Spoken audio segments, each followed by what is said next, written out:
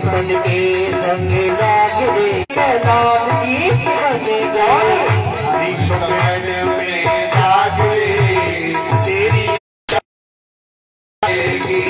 संतन के संग लाग रे आकाशे पे हंस करेंगे आकाशे हंस करेंगे भैया संत समाज की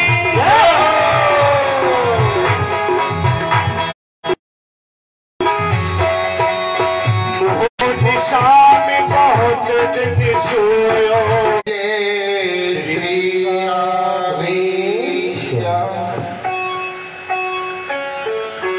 संत नारद कहते पैर से व्याजा संत बड़े दयालु होते हैं। संत हृदय नवनीत समान। संतों का हृदय तो बड़ा कोमल ने कहा कि हे पुत्री आप आदों का आगमन हुआ अयोध्या से मथुरा के लिए कोई संत चौमासा आ गया 4 माह के लिए जो वर्षा का समय होता सुना तो मैंने जाना कि ये संसार व्यर्थ है। मोह निशा जग सोवनेहा। एक दिन वो बालक रामदास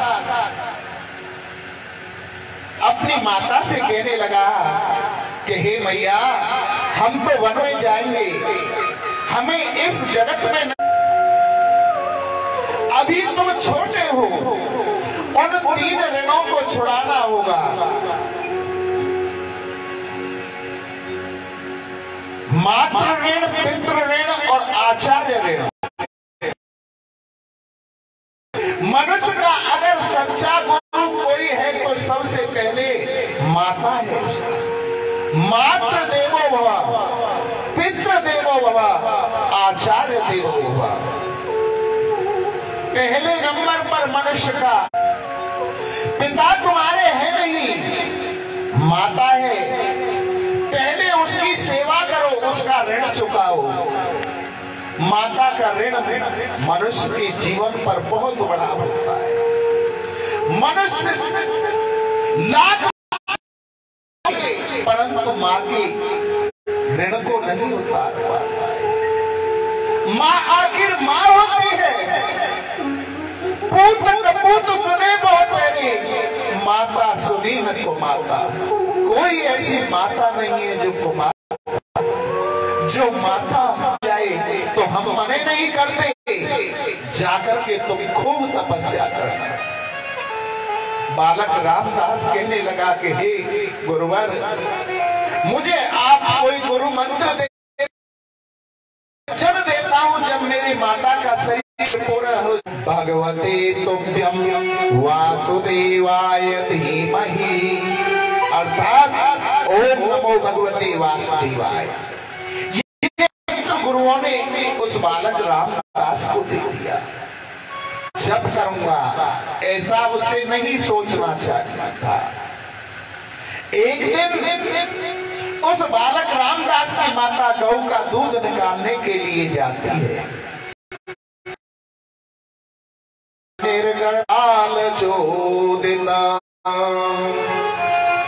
कि एक दिन जब उसकी माता गाय का दूध निकालने के लिए गई उसका पैर वहां पर घास में कोई सर्प लगा हुआ था उससे छिप जाता है उस सर्प पर पड़ जाता है। मृत्यु हो गई तो पास बड़ी जोर जोर से रोने लगा और जब रोया तो उसकी दोनों आंखों से 2 प्रकार के आंसू निकले। एक आंख से गर्म आंसू निकले और दूसरी आंख से निकले। गर्म आंसू का मुझे कोई बेटा कहने वाला नहीं बचा और दूसरी आंख से जो ठंडे आंसू निकले वो इसलिए निकले। ठंडे आंसू कब निकलते हैं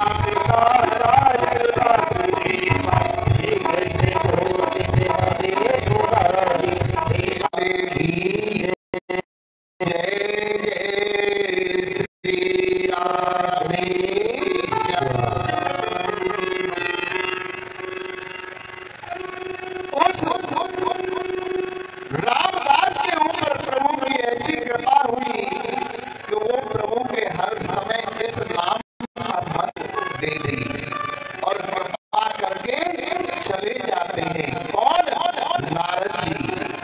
नारद का अर्थ है इति ज्ञानम ददाति इति नारद। जो ज्ञान को प्रदान करता है उसी को नारद। 18,000 मंत्र बना दिए। 4 मंत्रों के 18,000 मंत्र अपने हृदय के अंदर पूरी श्रीमद् भागवत की रचना कर दिया। अब हृदय से आवाज निकल करके आई कि इसका सच्चा करके आई कि इसका सच्चा अधिकारी कोई है तो वो है सुखदेव, जो जन्म लेते ही हमको छोड़ करके वन में चला गया था तपस्या के लिए और कहा कि हे बेटाओ तुम वन में जाओ। सुखदेव जी तपस्या कर रहे हैं, इस लोग को जाकर के गाना। गुरु के कहने पर दोनों नन्हे नन्हे शिष्य वहां जाते हैं और जाकर के उस आधे से श्लोक को बड़े स्वर में गाने लगे। श्लोक जाकर के गए। इसमें मेरे प्रभु के सौंदर्य का वर्णन किया है। वरहा पीड़म नटवर वपु कर्ण, कि मेरे श्याम सुंदर की झांकी के तुम दर्शन तो करके देखो। छोटे छोटे होते उन पर बांसुरी को धारण कर रखा है, वेणु को धारण कर रखा है। विप्रद्वास कर्क कपिशम वे जन, इतना ही आता है। अगर आगे सुनना है तो तुम्हारे पिताजी के पास में ऐसे 18,000 श्लोक हैं, उनके पास जाइए। सुखदेव जी कहने लगे हमें नहीं जाना है, होंगे 18,000। मैं सीधे व्यास जी ने पूछा क्या हुआ? बोले गुरु जी जब हमने आधा सा श्लोक सुनाया था तब तो उनकी निद्रा खुली और कहा था कि आगे सुनाओ ना, आगे सुनाओ। जब हमने कहा कि आपके पिताजी के पास में ऐसे 18,000 मंत्र हैं तो कहने लगे हमें नहीं बदना है वंदन के चक्कर में। बोले कोई बात नहीं है, करंट लग गया है। जब करंट लग गया है तो वो अवश्य आएगा। आप अब के जाओ। अब दूसरा मंत्र सिखाया।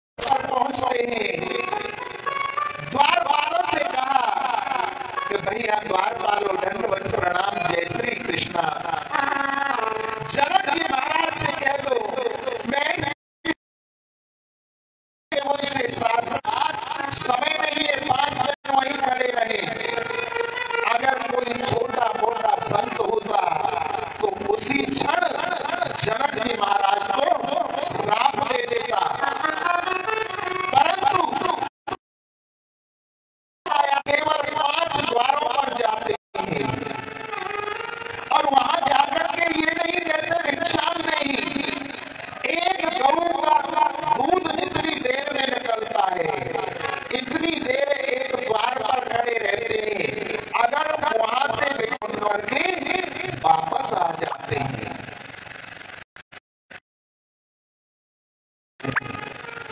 5 दिन जब हो गए तो जनक जी महाराज ने कहा कि द्वारपाल देखो, कोई क्रोध था वही तेज आज भी उनके रहे। जनक जी महाराज के नेत्रों से अश्रु बहने लगे और सोचने लगे कि देखो मुझे, मैं ऐसे वेद व्यास जी ने कैसे चक्कर में डाल दिया, इतने बड़े संत का मैं अपमान कर रहा हूं, मेरे कारण पानी जल पिलाया आलिंगन करके बैठती है। परंतु सुखदेव जी महाराज स्त्री और ही जानते थे, उन्होंने काम को जीत रखा। आज जनक जी महाराज उनके चरणों में लेट जाते हैं और कहने लगे कि हे संत, मुझे क्षमा करना, मैं क्या आपसे साथ करूंगा, काम को, क्रोध को, मोह को, लोभ को जीत रखा है, का प्रथम अधिकारी है। आज सुखदेव जी महाराज को आज तक विद्या का अध्ययन जब किया जाता है दिगंबर होकर के नहीं किया जाता। महर्षि वेद व्यास जी ने सुखदेव जी को पूरी भागवत का अध्ययन कराया, भागवत को सुना करके पुनः जाकर के तपस्या के लिए बैठ जाते हैं। इन्हीं सुखदेव जी ने आगे चल करके ये कथा राजा परीक्षित को सुनाई। सूत जी तो श्री सूत जी के हे सौनक आदि सुनो, जब कौरव और पांडवों का युद्ध चल रहा था,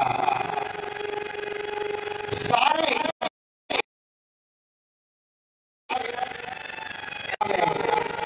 अश्वत्थामा उनके पास में आता है और अश्वत्थामा पूछता है कि मित्र, तुम्हारी ये कथा किसने की, उसे मैं जीवित नहीं छोड़। द्रोणाचार्य, आज रात में तुम सोते हुए 5 पांडवों का शीश काट करके मुझे ला करके दे दो, तो मैं समझूंगा कि मैंने सारे महाभारत के युद्ध को जीत लिया। बोले मित्र चिंता मत करो, 5 पांडवों का शीश काट करके लाऊंगा। अश्वत्थामा आश्वासन देकर के दुर्योधन को वहां से चल देता है और उधर 5 पांडव तान दुपट्टा सो रहे थे अपने शिविर में।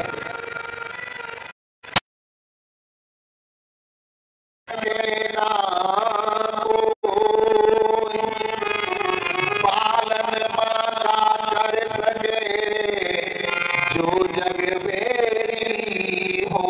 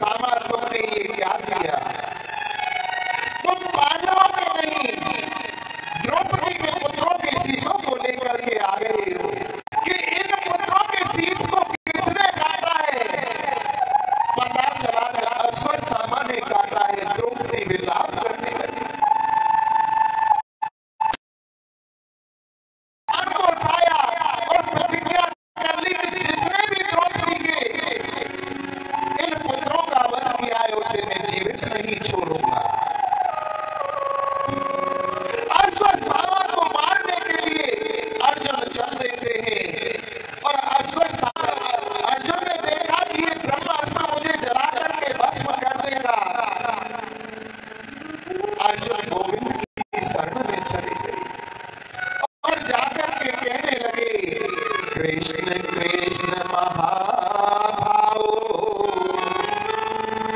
भगवान भयंकर त्वमेयमाना नाम, मैं कब तक तुम्हारी रक्षा करूंगा, अपनी रक्षा स्वयं करना सीखो।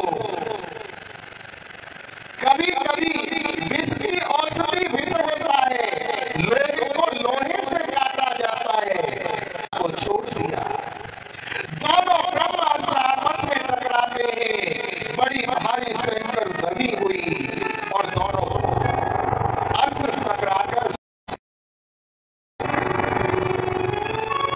अर्जुन ने दौड़ दौड़ के जाकर के अश्वत्थामा को पकड़ लिया, उसके केसों को पकड़ लिया और उसे खींचते हुए सभा में ले आए और लाकर के द्रौपदी से कहा कि हे तुम कहोगी वो उसको दंड दूंगा, इसने ही तुम्हारे 5 पुत्रों को मारा है। द्रौपदी के मन में दया आ गई, क्यों? वो कृष्ण को अपना सखा मानती थी। जागृत हो गया द्रौपदी के अंदर, मुझसे ज्यादा इस वेदना को कोई नहीं समझ सकता है। अभी अभी मेरे 5 पुत्रों का वध हुआ है, ये तुम्हारे गुरु का पुत्र है। मृत्यु युद्ध में हो कि द्रौपदी के मन में तो भाव आ गया, दया आ गई।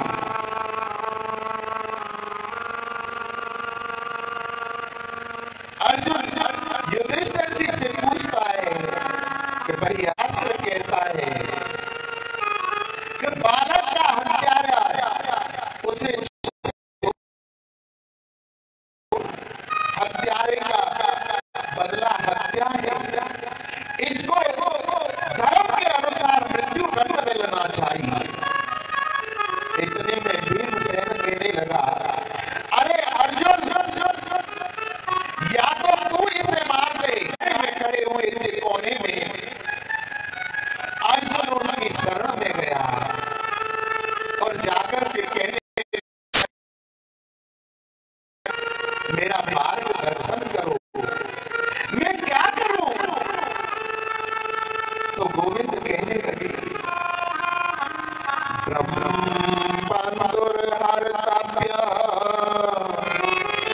चाहे जैसा भी हो, ब्राह्मण को कभी मारना नहीं चाहिए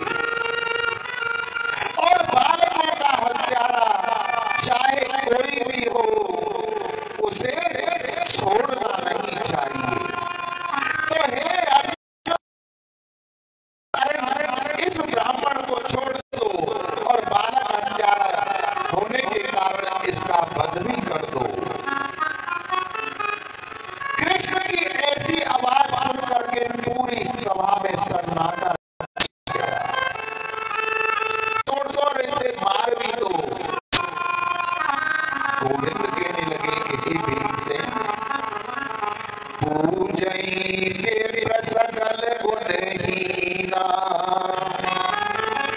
शूद्र नगन गण वेद प्रणहीना। ब्राह्मण तो हमेशा पूजनीय होता है, उसका बालक भी पूजनीय होता है, चाहे वो वेदों को जाने या ना जाने। शूद्र नगन गण वेद प्रवीणा, शूद्र कभी पूजनीय नहीं हो सकता। साधु हो सकता है, संत हो सकता है, परंतु जो ब्राह्मण का ब्राह्मण होने के कारण तुम मत मारिए। परंतु ये बालकों का हत्यारा है, तो इसे जीवित भी नहीं छोड़ना चाहिए। ब्राह्मण का अपमान ही करना उसकी हत्या के बराबर माना जाता है। आप एक काम करो, इसकी दाढ़ी मूंछ और इसके मस्तक में जो मणि है उसे निकाल लो और इसे जीवित छोड़ दो। कृष्ण के कहने पर अर्जुन ने उसके आधी मूंछ, आधे सिर के बाल और मस्तक में जो मणि थी उसको निकाल लिया और उसे जीवित छोड़ दिया। कि मैं इन पांडवों को कोई जल ना दे, उस जीव को भी जीवित नहीं छोड़ूंगा। क्योंकि जिस समय युद्ध हो रहा था, मैंने सुना था जो अभिमन्यु की पत्नी थी के अंदर एक बालक था। अश्वत्थामा ने आज दूर से ही उत्तरा के गर्भ के ऊपर ब्रह्मास्त्र को छोड़ दिया और उत्तरा ने देखा कि वो ब्रह्म पाशे यत्र मृत्यु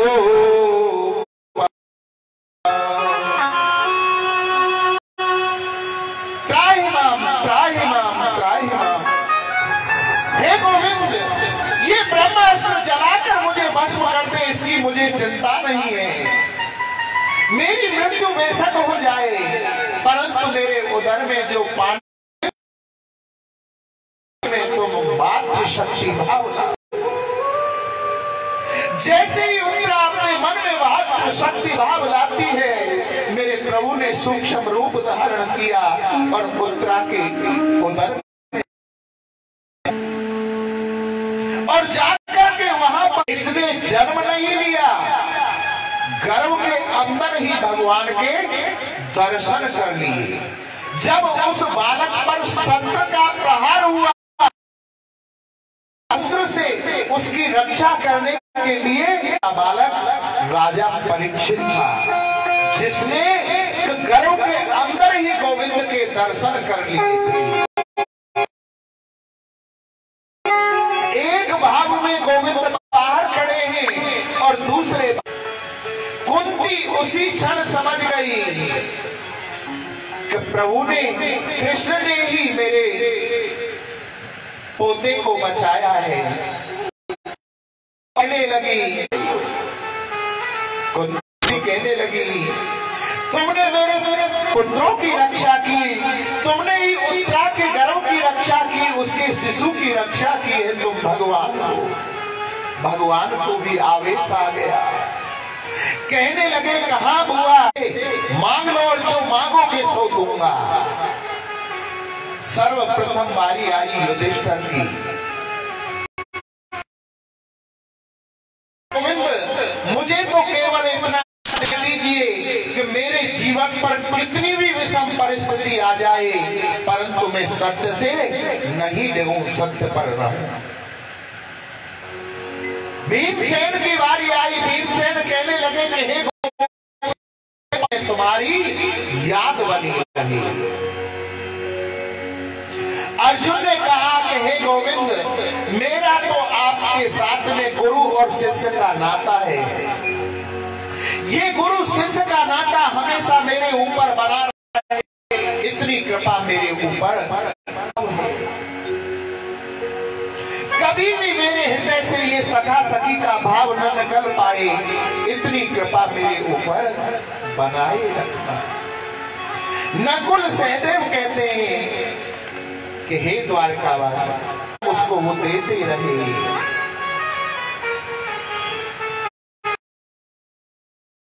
हुआ गोविंद ने कहा कि हे बुआ, तुम भी तो कुछ मांगो ना।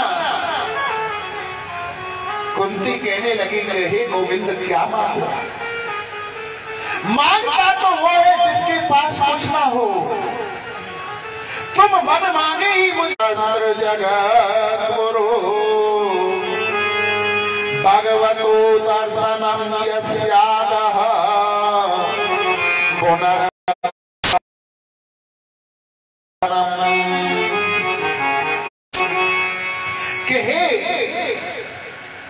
गोविंद, एक विपत्ति मेरे जीवन में खत्म ना हो, दूसरी विपत्ति मेरे जीवन में आ जाए। एक दुख समाप्त ना हो, दूसरा दुख मेरे ऊपर आ जाए। पंखा में बंद करो, लाइटों को मत बंद करो। पंडित जी ऐसे ही आप चीज को ध्यान ही ना दियो कि लाइट बंद रह जाएगी, पंखा गया।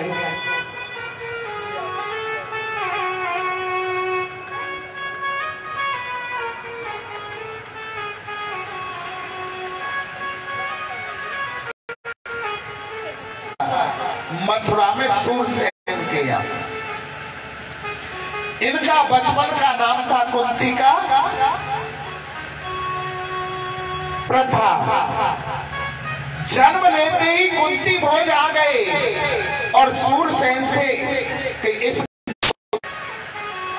बड़ी हुई तो विवाह ऐसे व्यक्ति के साथ में हुआ जो पीलिया का रोगी था,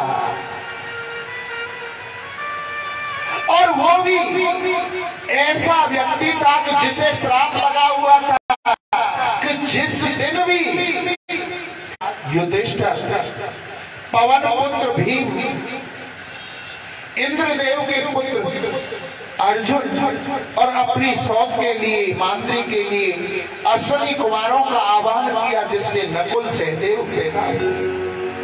पुत्रों को भी मारने के लिए 100 कौरव हर समय तैयार थे, कभी विष दे करके, कभी नदी में गिरा करके, कभी लाक्षागृह में जलाया जाने की रचना रची जाती है, कभी तुम्हारी पुत्र वधू को बड़ी सभा में बुलाया जाता है। 12 वर्ष का वनवास, तुम दुख मांग रही हो, अब इससे ज्यादा दुख में तुम्हें नहीं दे सकते। माता कुंती के सुख के माथे सिल पड़े, हे गोविंद उस दुख को मैं सिर पर रखती हूँ जिसमें तुम्हारी याद बनी रहती है, में सुमिरन याद बनी रहती है। जब मनुष्य के जीवन में सुख आ जाता है, वैभव आ जाता है, वो परमात्मा को भूल जाता है। हे प्रभु मेरा शरीर बड़ा शरीर रात के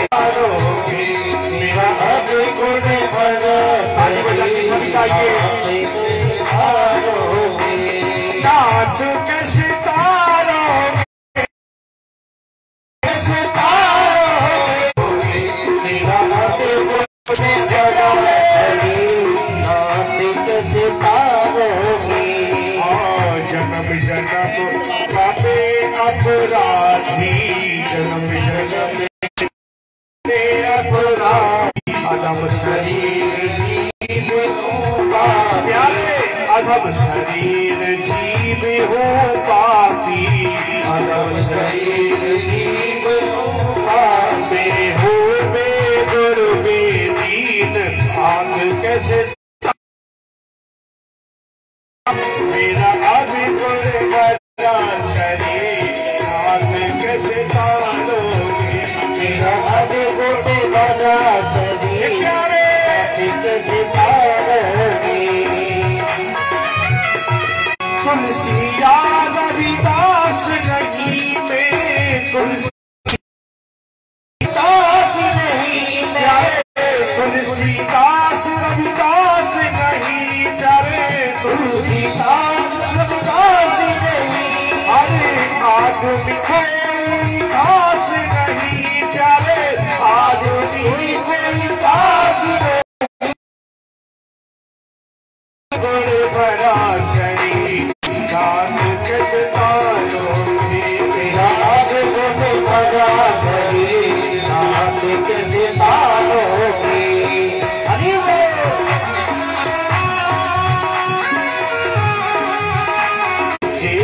बार बार आगे जाने से, जीवन के ताने बाने से, जीवन के जन्मों के ताने बाने से, जन्मों के ताने बाने से, उलझ मेरी उलझ गई तकदीर दास कैसे तारोगे, मेरा उलझ गई कैसे, मेरा अभिगुण बड़ा शरीर आप कैसे तारोगे।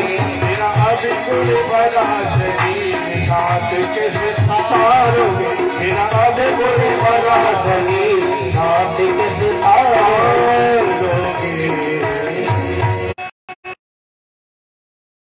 सुख भी अच्छे लगते हैं, दुख भी अच्छे लगते हैं, दोनों ही तुम्हारे हैं। विपदानेव विपदः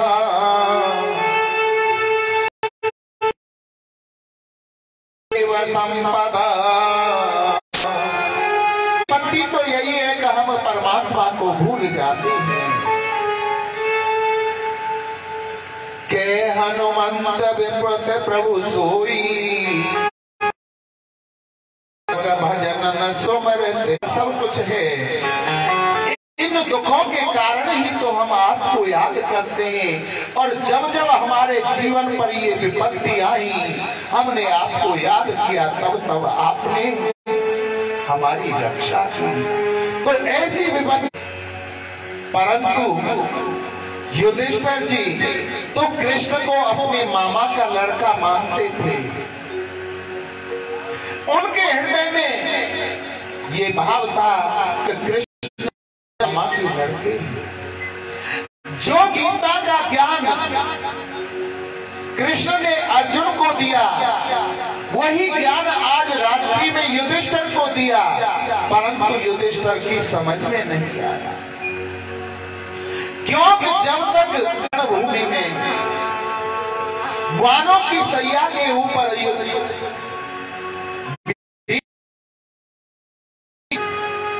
वहां लेकर के जाते हैं, द्रौपदी उनके साथ में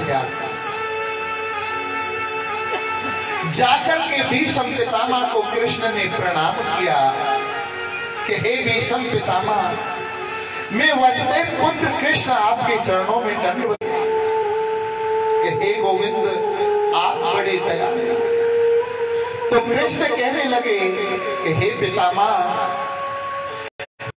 उन्होंने महाभारत को जीत लिया है, पांचों पांडव और द्रौपदी मेरे साथ में आपसे शिक्षा प्राप्त करने के लिए आए। भीष्म पितामह कहने लगे हे दयानिधि, और भीष्म पितामह कहने लगे कि हे पुत्रो, तुम राजा और राजा का कर्तव्य है दान धर्मान राज धर्मान मोक्ष धर्म श्रम के द्वारा धन कमाना चाहिए। जब तुम अधिक धन कमाओगे तो उसी से प्रजा की सेवा कर पाओगे, अपने गृहस्थ को चला पाओगे, अपने राज्य को चला पाओगे। मात्र 10 उसमें से दान निकालो।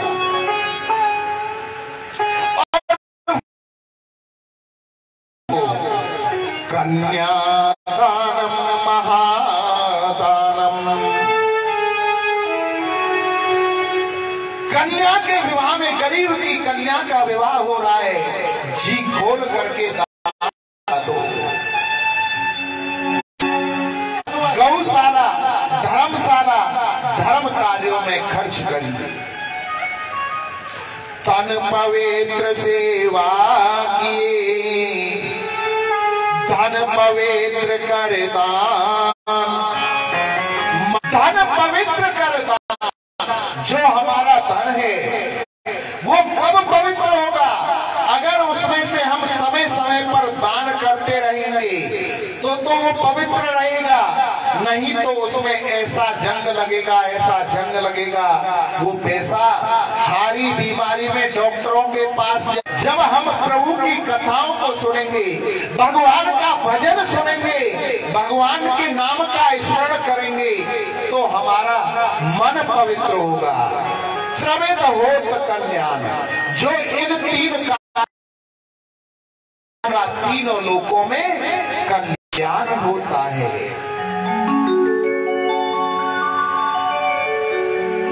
और बतलाते हैं कि हे पांडवों, इतना ही नहीं, तुम राजा बन गए हो। पितामह भीष्म कहने लगे कि पुत्री पर हंस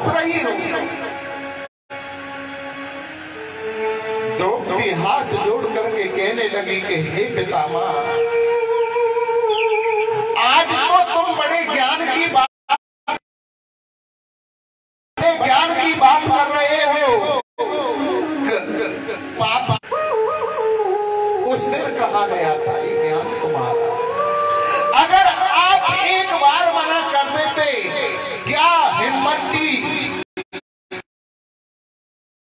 वस्त्रों को निर्वखाए अन्न वैसा हो जाए उसका मन, जैसा पिए पानी वैसी बोले वाणी। उस समय मैंने दुर्योधन का पाप का अन्न खाया था, तो मेरे रक्त के खून बना था, उसका एक एक बूंद मेरे शरीर से निकल गई है, तो मैं ज्ञान की बात कर रहा हूं।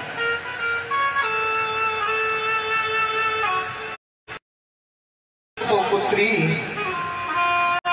मुझे उस समय उसका विरोध करना चाहिए था, परंतु दुर्योधन का अन्न खाने के कारण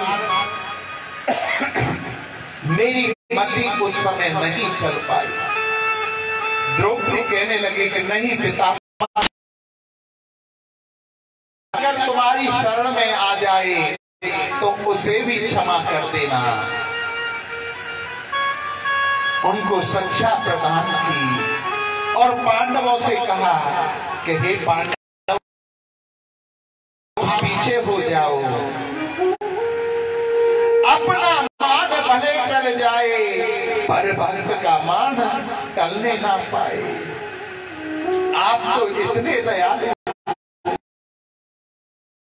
तो होने जा रहा था, सेना अस्त्र नहीं उठाऊंगा, तो दुर्योधन ने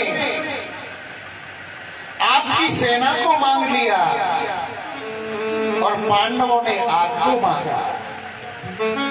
और जब आज जो हरि शस्त्र न कहाऊं, जो गंगा जननी को मैं शांतनु सुतु न कहाऊं, कि मैं गंगा माता का पुत्र नहीं कहूंगा, शांतनु पुत्र नहीं कहूंगा। अगर जो आज मैंने कृष्ण ने देखा कि ये बुढ़ा बाबा भीष्म पितामह अर्जुन को मार देगा, इधर उधर देखा तो उन्हें वहां कुछ नहीं दिखाई दिया, एक रथ का पहिया टूटा। कंपित मत हो, मैंने अपनी प्रतिज्ञा को अपने लिए नहीं तोड़ा है, भीष्म पितामह के लिए तोड़ा है। अगर आज मैं अस्त्र नहीं कहा था तो भीष्म पितामह की प्रतिज्ञा कैसे बचती। तो आप तो प्रभु इतने दयालु हो, अपनी प्रतिज्ञा तोड़ दी, अपना मान टल गया। जब जब भी इसे पुकारो मैं तस्वीर को इस आज आप मेरे अंत समय को सुधारने के लिए आ गए हो, आप बड़े दयालु हो। हे प्रभु, आज जो मैं आपको इसे पुकारो आप उसे ग्रहण कर लीजिए। मेरी एक पुत्री है, मैं उस पुत्री को आपको देना चाहता हूं। इतनी बात सुनकर के पांडव भीष्म पितामह की तरफ देखने लगे कि इन्होंने तो आजीवन विवाह ना करने की प्रतिज्ञा ले रखी थी, तो इनकी पुत्री कहां से आ गई। भीष्म पितामह कहने लगे कि हे गोविंद, मति माने बुद्धि, जो मेरी बुद्धि रूपी पुत्री है, उसे आज मैं आपको समर्पण करना चाहता हूं। उसे आप ग्रहण कर लीजिए, परंतु एक बात बतला दो, मुझे अपने 124 जन्म ध्यान है, मैंने कोई पाप नहीं किया, मुझे फिर ये बाणों की सैया क्यों प्राप्त हुई।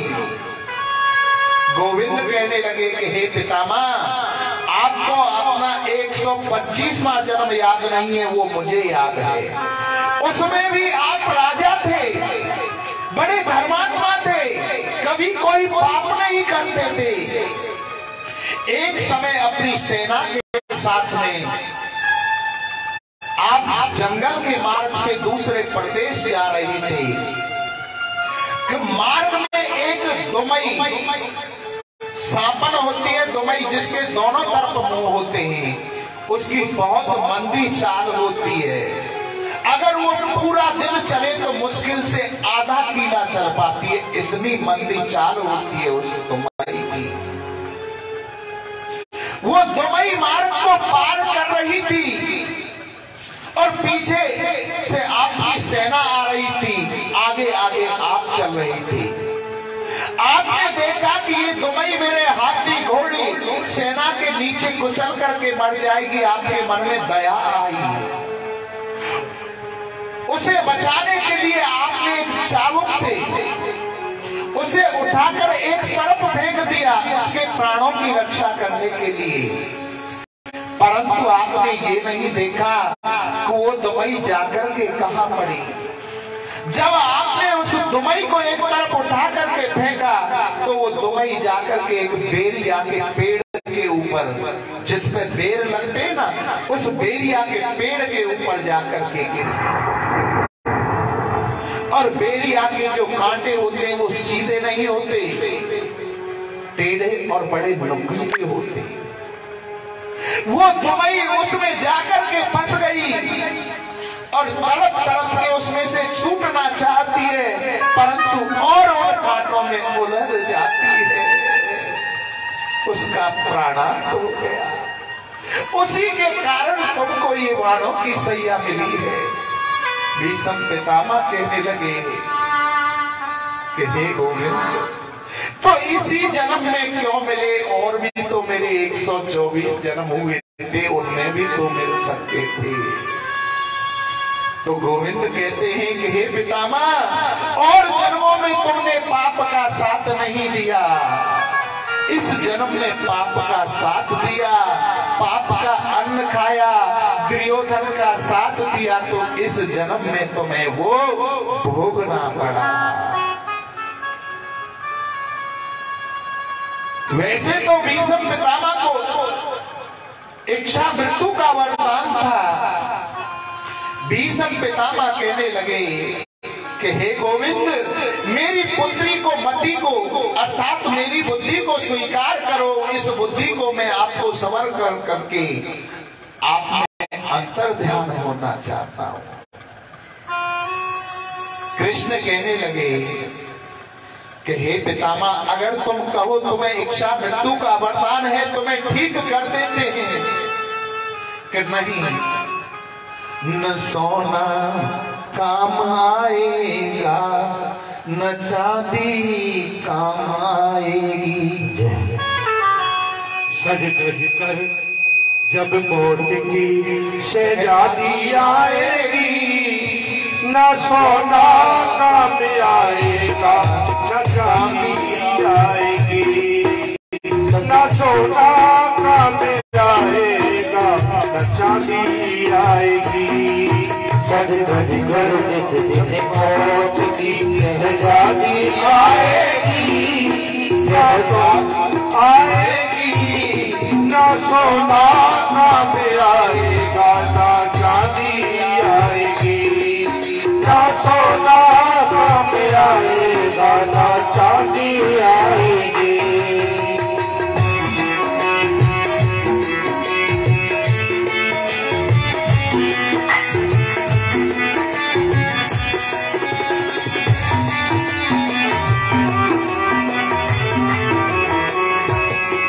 सज धज कर जब मौत की शहजादी आएगी, शहजादी आएगी।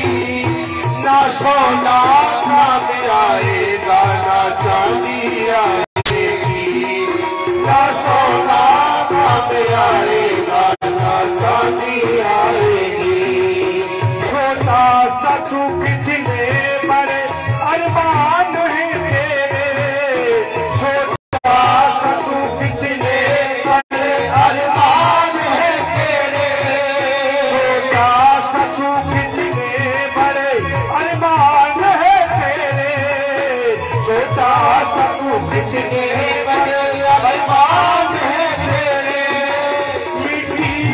तो सोने के सब सामान है तेरे, मिट्टी का तो सोने के सब सामान है तेरे। मिट्टी की काया मिट्टी में जिस दिन समाएगी, जिस दिन समाएगी, ना सोना काम आएगा ना चांदी आएगी, ना सोना काम आएगा ना चांदी आएगी। सज धज कर जब मौत की शहजादी आएगी, ना सोना काम आएगा ना चांदी आएगी। हरि बोल।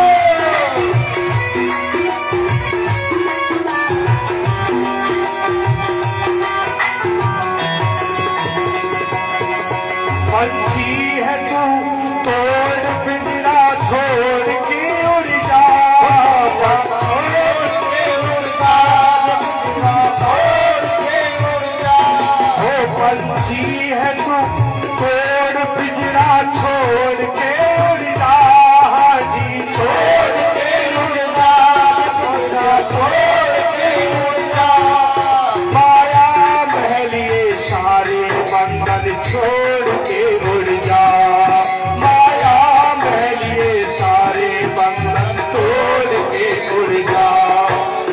दिल की धड़कन बहुत जब जब बुलाएगी, ये गुनगुनाएगी, ना सोना काम आएगा ना चांदी आएगी, ना सोना काम आएगा ये ना चांदी आएगी।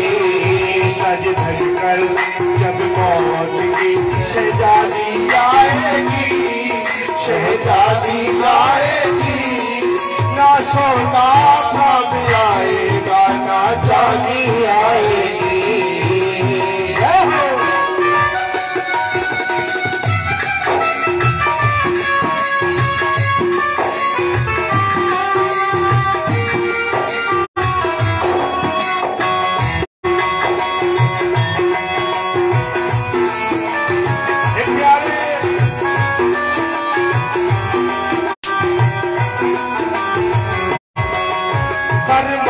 कथा परिताप तूने पाया मानव जल, पाया मानव जल, पाया मानव जल। कर्मो कथा परिताप तूने पाया मानव जल, प्यारे पाया मानव जल, प्यारे पाया मानव जल।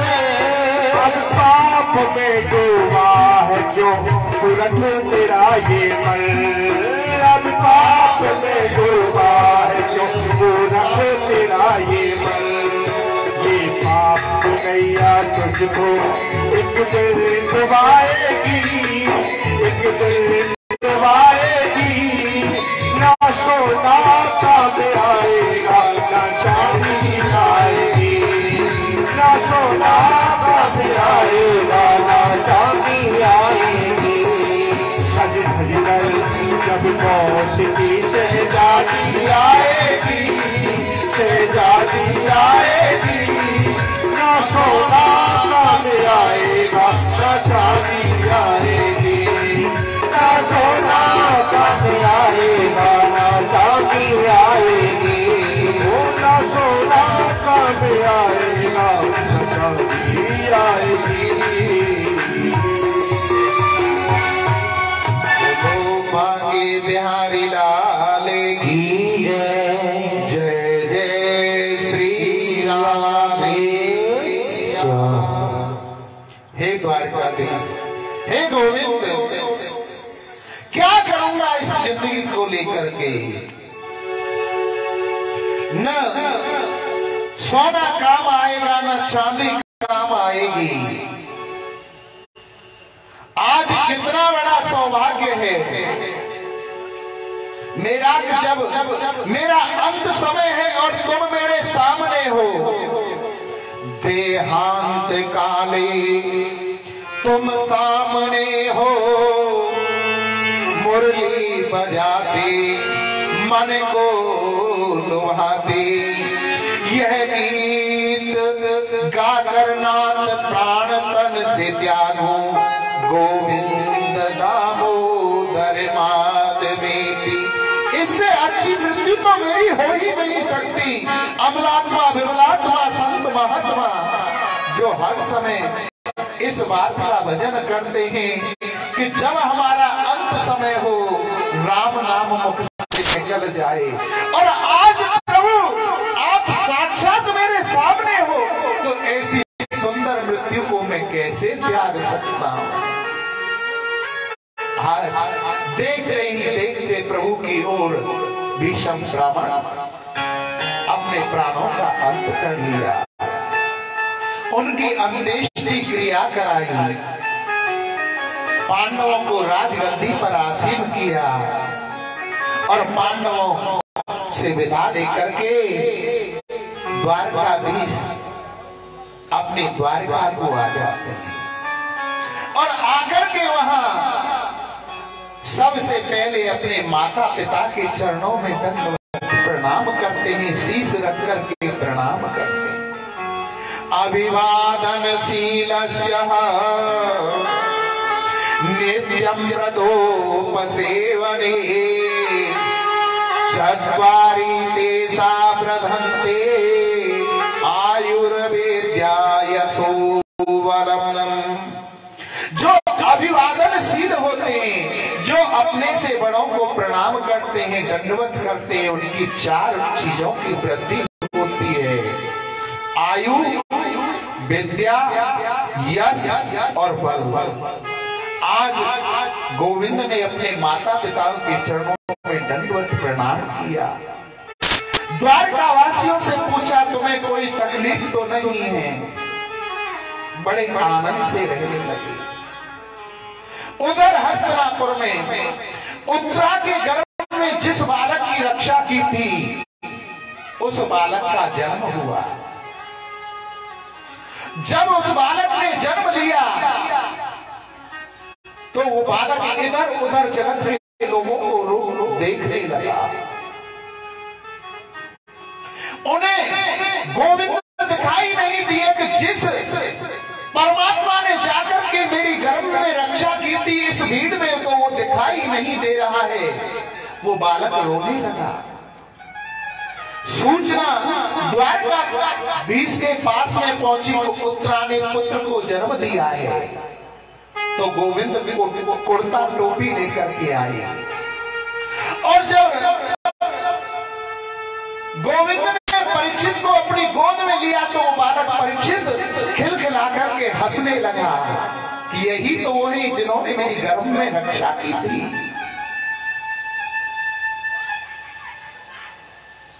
उस बालक का नामकरण कराया गया और उसका नाम परीक्षित रखा गया। आज उन्हें फिर हस्तिनापुर से गोविंद द्वारका को आते हैं तो अर्जुन आज उन्हें छोड़ने के लिए उनके साथ में आते हैं। शुष्क काष्ठानि मूर्खाश्च न नमन्ति कदाचन, नमन्ति फलिना वृक्षो नमन्ति गुणोजना। जो सूखे वृक्ष होते हैं वो कभी झुकते नहीं है, हमेशा फलदार ही वृक्ष झुकते हैं। नमन्ति फलिनो वृक्षा नमन्ति गुणोजना। और जो मूर्ख व्यक्ति होते हैं वो भी नहीं झुकते हैं। कौन झुकते हैं? जो ज्ञानवान पुरुष होते हैं वही झुकते हैं।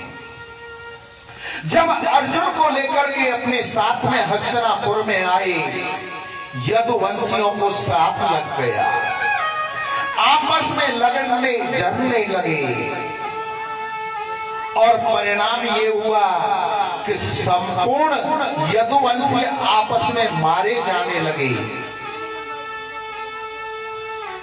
अर्जुन से कृष्ण ने कहा कि हे अर्जुन, तुम हमारी पत्नियों को ब्रज के लिए ले जाओ और ब्रज में इन्हें छोड़ देना। जिस अर्जुन को अपने 3 वारों पर बड़ा धनुष था, बड़ा अभिमान था, आज वो कृष्ण पत्नियों को अपने साथ में लेकर के चलता है। समय बड़ी बलवान, समय क्या खेल खिलावे है, वो ही अर्जुन वो ही तीर कमान। परंतु आज कोई भी नहीं चला है। जब कृष्ण पत्नियों को लेकर के चले तो यदु पत्नियों को, यदुवंश पत्नियों को कौन भीलों ने अर्जुन से छीन लिया और अर्जुन हार करके हस्तिनापुर आ जाता है। उधर सारे यदुवंशी मारे जाते हैं, कृष्ण बलराम भी अपने धाम को चले जाते। अर्जुन जब लौट करके हस्तिनापुर आए तो उनके शरीर का तेज नष्ट हो। युधिष्ठिर ने पूछा कि हे अर्जुन, क्या बात है, जब से तुम आए हो तुम्हारे शरीर का तेज नष्ट होता जा रहा है और शरीर का तेज 3 बातों पर नष्ट होता है। या तो किसी अगम्य स्त्री के साथ में सहवास हो जाए, समागम हो जाए। दूसरा, जाने में अनजाने में गऊ का वध हो जाए, ब्राह्मण का वध हो जाए तो व्यक्ति का तेज जाने लगता है।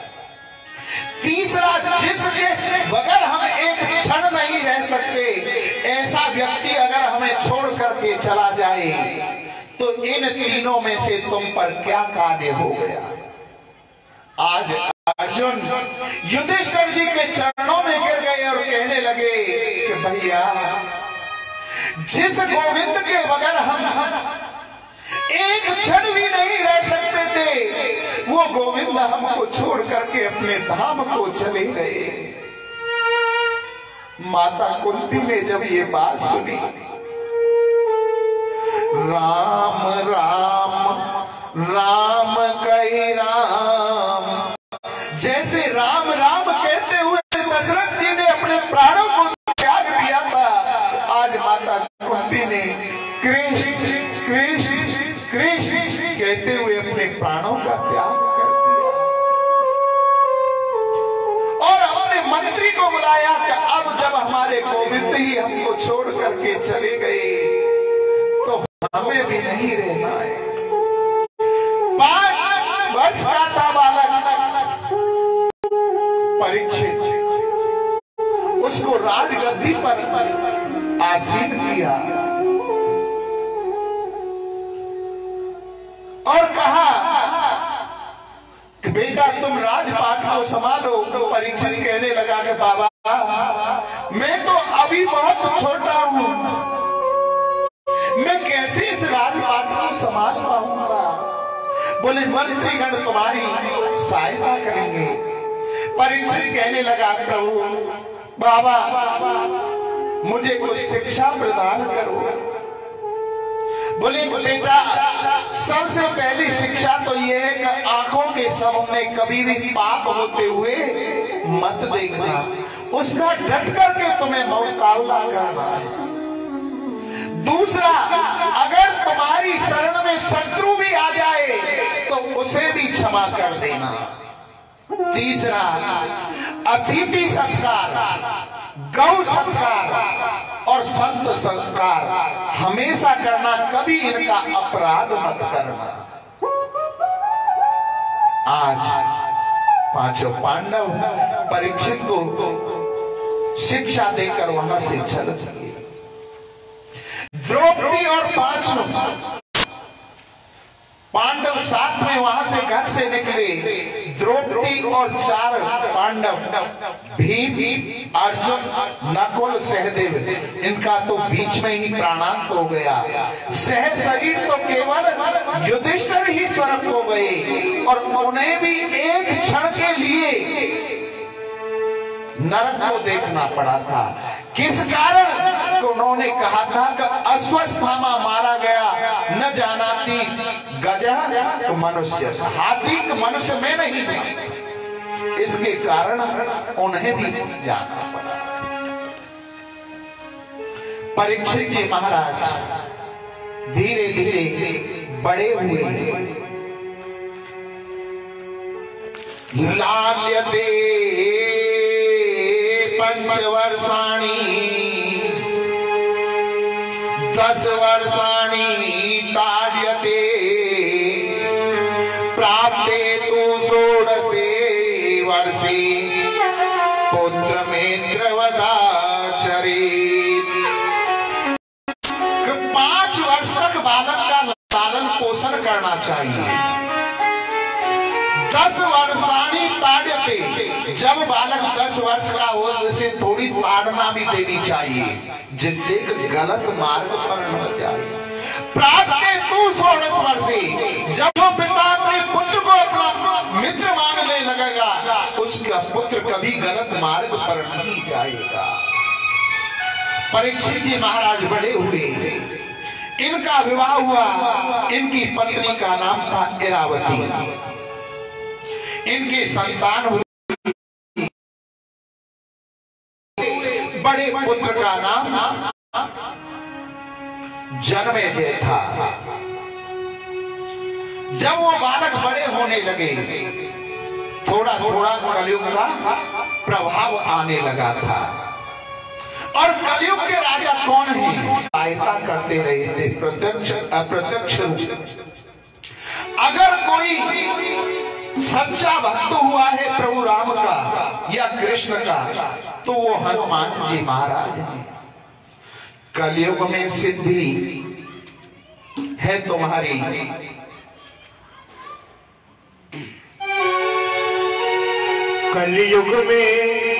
कलयुग में सिद्ध है देव तुम्ही, हनुमान तुम्हारा क्या कहना। कलयुग में सिद्ध है देव तुम्ही, हनुमान तुम्हारा क्या कहना। हनुमान तुम्हारा क्या कहना, हनुमान तुम्हारा क्या कहना, हनुमान तुम्हारा क्या कहना, हनुमान तुम्हारा क्या कहना।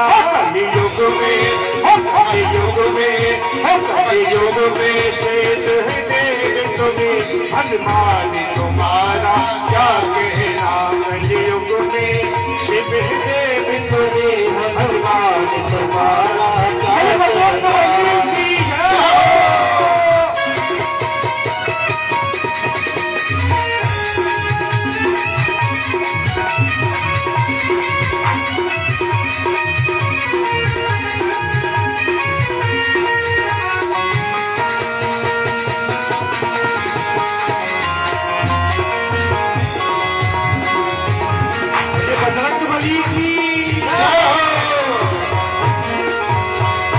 सीता की खोज करी तुमने, तुम 7 समुद्र पार गए। तुम 7 समुद्र पार गए, तुम 7 समुद्र पार गए।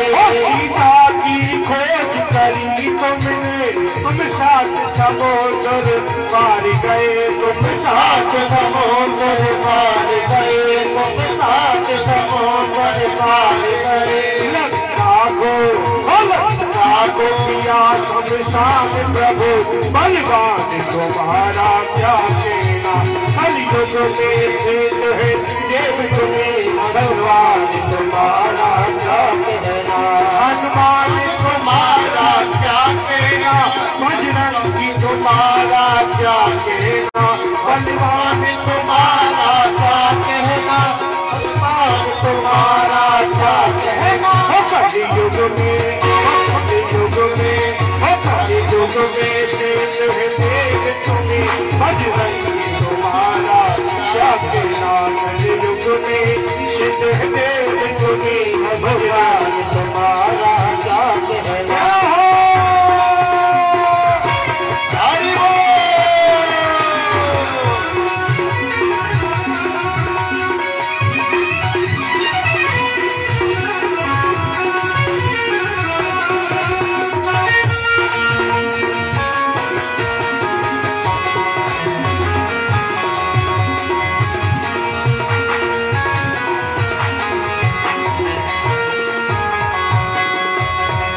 जब लक्ष्मण जी की शर्त लगी तुम घोड़ागढ़ पर्वत लाए, तुम घोड़ागढ़ पर्वत लाए, तुम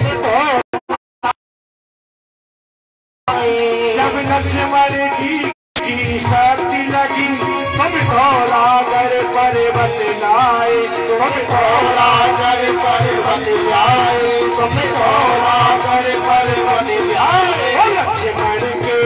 लक्ष्मण के क्या कहना, हनुमान तुम्हारा क्या कहना, बजरंग तुम्हारा क्या कहना, तुम्हारा क्या कहना। कलियुग में शुद्ध है देव तुम्ही, बजरंग तुम्हारा क्या कहना। हम सुनते हैं देव तुम्ही, भगवान तुम्हारा क्या कहना।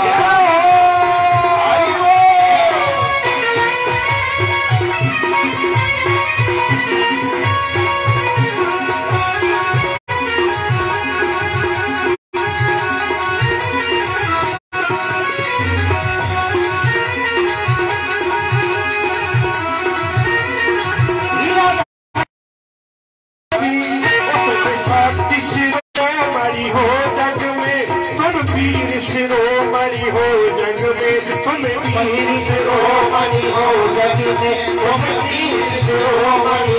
जग में, तुम शक्ति शिरोमणि हो जग में, तुम वीर से बसते हैं। सिया राम तुम्हारा क्या कहना, तेरे रोम रोम में बसते हो।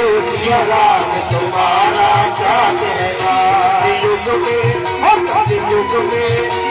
युग में से तो है देव तुम्हें, बजरंग तुम्हारा क्या कहना। युग में से सभी का ये भगवान तुम्हारा क्या कहना, बजरंग तुम्हारा क्या कहना, हनुमान तुम्हारा क्या कहना, बजरंग तुम्हारा क्या कहना, बालाजी तुम्हारा क्या कहना। युग में युग में से जो है देव तुम्हें, बजरंग तुम्हारा क्या कहना, बजरंग तुम्हारा क्या कहना, बजरंग तुम्हारा क्या कहना, बजरंग तुम्हारा क्या कहना।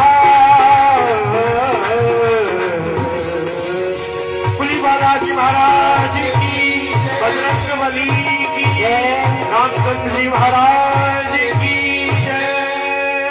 बोलो बागेश्वर धाम की जय। जय जय श्री राधेश्याम। बोलो आनंद कंद भगवान की जय। यहाँ एक प्रसंग याद आ गया, हमारा चेला चंगेला जब कल चंगीलाल ने पटेल साहब के यहाँ कथा करी, कथा सुनाई भागवत, सबने कहा कि जय हो भागवत मैया। चंगीलाल को रुपया मिले 2000।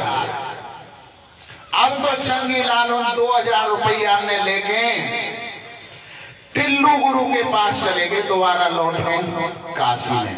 उनके गुरु थे कौन? टिल्लू गुरु। और जाके कहने लगे, गुरुजी हमारे हाथ में सीधे में खुजली है रही है। गुरुजी कहने लगे, बेटा चंगीलाल पैसा आने के योग हैं। बोले गुरुजी उल्टे हाथ में भी है रही है। बोले गड़ा हुआ धन मिलेगा। बोले गुरुजी पेट में भी खुजली हो रही है। बोले अच्छा भोजन मिलेगा। बोले गुरुजी मस्तिष्क में भी खुजली हो रही है। बोले तुम्हारा यशस्व बढ़ेगा, तेज बढ़ेगा। बोले गुरुजी पैर में भी खुजली हो रही है। बोले यात्रा के योग बन रहे हैं। बोले गुरुजी कमर में भी खुजली हो रही है। टिल्लू गुरु बोले अब एक छतरी के बड़े तेरे खुजली है गई है, जाके अपनी दवाई गोली करा ले, इतना भी नहीं बढ़ना चाहिए। बोलो आनंद कंद भगवान की। जब उनका पुत्र परीक्षित जी का 16 वर्ष का हो गया, 16 वर्ष का जन्मेजय, उसको अपना मित्र बना लिया और कहा कि हे पुत्र, अब तुम राजपाट को संभालो। और बाबा लोग कह के गए थे कि संत और गौओं की सेवा करनी चाहिए, हम थोड़ी संतों की सेवा के लिए जाना चाहते हैं। बोले पिताजी जो आज्ञा। जन्मेजय को वहां पर छोड़ दिया और राजा परीक्षित खजानों में गए। अपने खजानों में जाकर के देखा कि वहां बहुत सुंदर एक बहुत बड़ा सोने का मुकुट रखा हुआ था। परीक्षित जी महाराज ने उस मुकुट को उठा करके देखा और अपने सिर पर पहन लिया और पहन करके संतों के दर्शन के लिए, संतों की सेवा करने के लिए वन में निकल जाते हैं। वन में गए तो वहां जाकर के देखा कि एक पैर पर एक बैल खड़ा हुआ था, उसके 3 पैर कटे हुए थे। उसके पास में एक गौ माता थी। ये गौ माता कौन थी? साक्षात पृथ्वी थी। और बैल कौन था? धर्म थी। आपस में चर्चा कर रहे कि राजा परीक्षित वहीं पहुंच गया और उनकी बातों को सुनने लगे। गौ माता कहती है कि तुम्हारे इन पैरों को किसने काट दिया?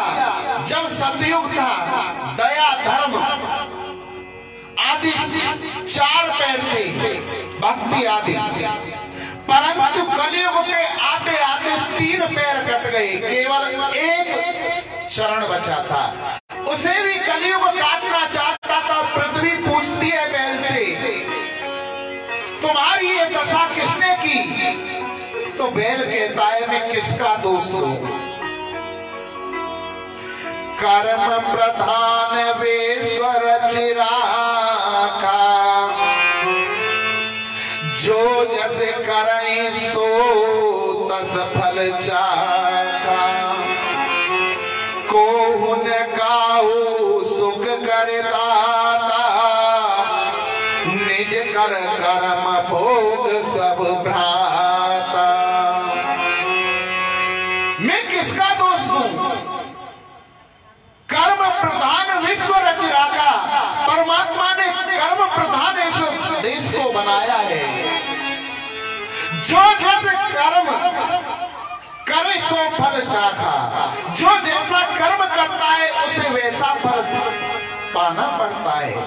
कोहुन काहू सुख कर दाता, कोई किसी को न सुख देता है न दुख देता है। जिसके जैसे कर्म होते हैं उसको वैसा ही फल भोगना पड़ता है।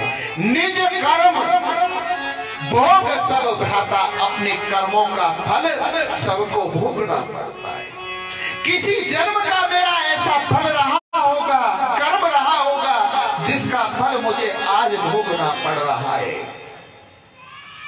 इतनी बात सुन करके राजा परीक्षित वहां आ जाते हैं और कहने लगे कि जिसने तुम्हारे पैरों को काटा है उसे मैं जीवित नहीं छोड़ूंगा। कि दूसरी तरफ काला काला पुरुष कलयुग ठाड़ा था, नंगी तलवार उसने हाथ में ले रखी थी और चौथे पैर को भी काटने को तैयार था। कि इतने में राजा परीक्षित ने अपने धनुष बाण को तान लिया। अब तो कलयुग उनके चरणों में लेट गया। त्राईमाम त्राईमाम त्राईमाम, मुझे जीवन दान दे दो, मुझे जीवन दान दे दो। जब उसने क्षमा याचना मांगी कलयुग ने, तो बाबाओं की बात याद आई। जीवन दान तो दे रहा हूं, परंतु मेरे राज से तुम निकल जाओ, तुम्हें यहां रहने का कोई अधिकार नहीं। कलयुग हाथ जोड़ करके कहने लगा कि महाराज आप ही मुझे रहने के लिए स्थान दे दो। तो राजा परीक्षित के मुख से निकल गई, अभिउत्तर तदरा तस्मै स्थानानि कलयो ददा। दूतम पानीय स्त्रियः सोना यत्र धर्म चतुर्विधा। परीक्षित ने 4 स्थान दिए। मदिरापान, पर स्त्री गमन और हिंसा, इन 4 स्थानों पर तुम्हारा कलयुग वास होगा। जहां दूध क्रीड़ा खेली जाती है, जुआ खेला जाता है, वहां पर कलयुग का वास है। आया जाता है वहां मद के रूप में कलयुग का वास है। पर स्त्री गमन, वहां पर कलयुग का वास है। और जहां जीवों को काटा जाता है, वहां कलयुग का वास है। कलयुग ने देखा कि ये तो चारों स्थान बड़े गंदे हैं। बोले महाराज, जो भी आपने स्थान दिया है, बड़े गंदे स्थान दिए। कोई अच्छा सा स्थान मिल जाए तो आपकी बड़ी कृपा हो जाए। बोले क्यों? तुम्हें अच्छा स्थान दे, तुम में ऐसा क्या गुण है? बोले प्रभु, एक गुण मुझ में बहुत अच्छा है। एहा कलयुग केवल नाम आधारा, सुमर सुमर नर उतरहि पार। कलयुग केवल नाम आधारा, सुमर सुमर नर उतरहि पार। श्री राम जय राम जय राम, तेरे बस जाओ सीताराम। बोलो श्री राम जय राम जय राम, मेरे मन बस जाओ सीताराम। कि प्रभु मेरे अंदर एक ऐसा गुण है, सतयुग में जब सैकड़ों वर्ष तपस्या करते तब जाकर के प्रभु के दर्शन हुए ना हुए। द्वापर में भी यही रहा, त्रेता में भी रहा यही। सैकड़ों सैकड़ों वर्ष जब तपस्या की तब जाकर के किसी को दर्शन होते, किसी को नहीं होते। और कलयुग में तो सबसे बड़ा है कि प्रभु के नाम का कथा कीर्तन सुन लो, प्रभु के नाम का गुणगान गा लो, तो ही दर्शन हो जाते। मेरे अंदर ये सबसे बड़ा गुण है। बोले फिर तो तेरे बारे में भैया सोचना पड़ेगा। धातु नाम अस्मिन कांचन, धातुओं में जो कंचन है, सोना, उसमें तुम्हारा वास हो। सोना भी कैसा? जो पाप का हो। कनक कनक ते सोगुना, माधकता अभिशाप, या खाए मोराए वाखाराए मोराए। कनक के अर्थ है 3। एक कनक को कहा जाता है सोना, दूसरे के कनक को कहा जाता है धतूरा, और तीसरे कनक को कहा जाता है अनाज। अगर इसमें से अधिकता किसी को भी मनुष्य खाता है, मद होता है, तो उसमें अभिमान बढ़ता है। व्यक्ति के पास सोना बढ़ेगा, अभिमान बढ़ेगा, दूसरों का अपमान करने लगेगा। धतूरे को खाएगा तो नशे में अभिमान हो जाएगा। अधिक अन्न को खाएगा तो बीमार पड़ जाएगा। इसलिए इस सोने को बड़े ढंग से रखना चाहिए। किस सोने में कलयुग का वास हुआ? जो अधर्म से कमाया जाता है, पाप की कमाई से। जो भाई का हक है, भाई के हक को खा लेता है, उसमें कलयुग का वास है। दूसरे को सता करके जो धन छीना जाता है, उसमें कलयुग का वास है। कहा धातु नाम अस्मिन कांचन, सोने में तुम्हारा वास हो। कलयुग ने राजा परीक्षित के चरणों को पकड़ रखा था। सिर पर राजा परीक्षित ने क्या पहन रखा था? सोने का मुकुट मस्तक में प्रवेश कर गए। वो मुकुट किसका था? जरासंध का। और जरासंध बहुत बड़ा दुराचारी था, जिसका वध करके पांडव जीत करके ला करके अपने खजाने में रख दिया था। और राजा परीक्षित उस मुकुट को, जरासंध के को आज पहन करके आया, तो कलयुग उनके मस्तक में प्रवेश कर। वहां से आगे बढ़ते एक ऋषि थे, संगी ऋषि, समीक ऋषि।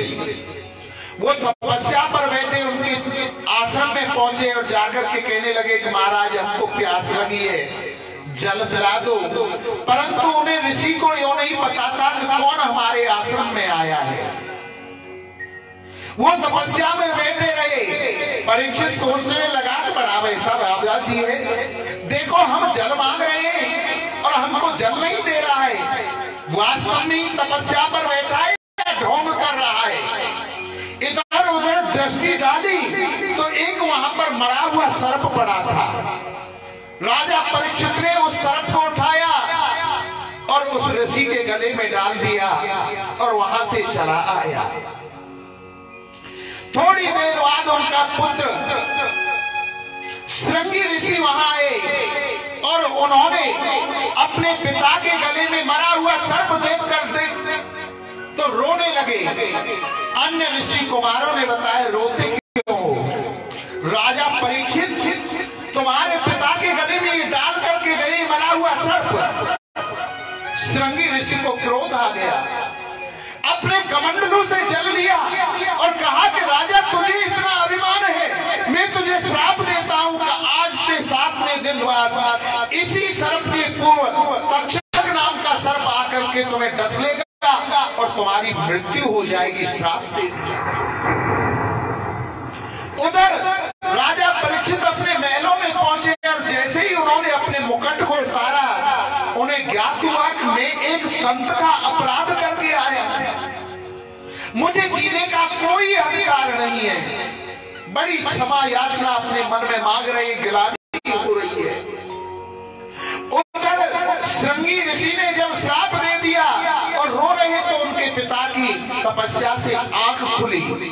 उन्होंने अपने बालक को अपने अंक में गोद में भर लिया और कहा, पुत्र तुम क्यों रो रहे हो? तो कहा, पिताजी यहाँ पर राजा परीक्षित आए थे और उन्होंने तुम्हारे गले में मरा हुआ सर्प डाल दिया। मैंने उन्हें श्राप दे दिया कि आज से 7 दिवस बाद तुम्हारी मृत्यु हो जाएगी। बोले, बेटा तुम्हें ऐसा नहीं करना चाहिए। उन्हीं राजा परीक्षित के कारण तो हम इस वन में रहते हैं, जंगल में रहते हैं। अगर वो हमारे आश्रम पर आए थे तो हमारा कर्तव्य बनता था कि हम उनका अतिथि सत्कार करें। परंतु कमान से निकला हुआ बाण तीर और जवान से निकली हुई वाणी कभी वापस नहीं होती है। अब जब तुमने श्राप दे दिया तो उन पर सूचना भेजवाओ कि अपनी मुक्ति का उपाय कर ले। गौरवर्ण नाम के एक शिष्य को बुलाया और कहा कि राजा परीक्षित से जाकर के बता दो 7 दिन बाद तुम्हारी मृत्यु हो जाएगी, अपनी मुक्ति का उपाय कर सकते हो तो कर लो। गौरवर्ण जाकर के राजा परीक्षित से कहते कि महाराज, समीक ऋषि के पुत्र श्रृंगी ऋषि ने आपको श्राप दे दिया है, आज से 7 दिन बाद आपकी मृत्यु हो जाएगी। अगर अपनी मुक्ति का उपाय करना चाहते हो तो कर लो। राजा परीक्षित कहने लगा कि 7 दिन का ही क्यों श्राप दिया? मैंने एक संत का अपराध किया था, मुझे तो तत्क्षण मरने का श्राप मिलना चाहिए था। गौरवर्ण सूचना देकर वहां से आ जाते हैं। राजा परीक्षित ने अपनी पत्नी इरावती को कहा कि हे देवी, देखो इस जगत में कोई व्यक्ति ऐसा नहीं जो अपनी आयु के बारे में बता सके अपनी छाती पर हाथ रख करके, परंतु मैं बता सकता हूं 7 दिन से पहले मेरी मृत्यु नहीं हो सकती, क्योंकि एक संत का श्राप कभी झूठा नहीं हो सकता। उसी क्षण उन्होंने संन्यास धारण कर लिया, अपना सर्वस्व त्याग दिया, अपने पुत्र को राजगद्दी पर बिठा दिया और घर को छोड़ करके गंगा जी के किनारे पर आ गई। कहां? शुक्रताल में। और जब ऋषियों को पता चला तो वहां तो संतों का मेला लग गया। चमन, गौतम, अत्रि, वशिष्ठ, देवल, देवरा, दुर्वासा, प्रभु, अंगिरा, कश्यप, बड़े बड़े संत महात्मा आने लगे और थोड़ी ही देर में 1,00,000 2 लाख संत वहां आ गए। कुंभ जैसा माहौल हो गया।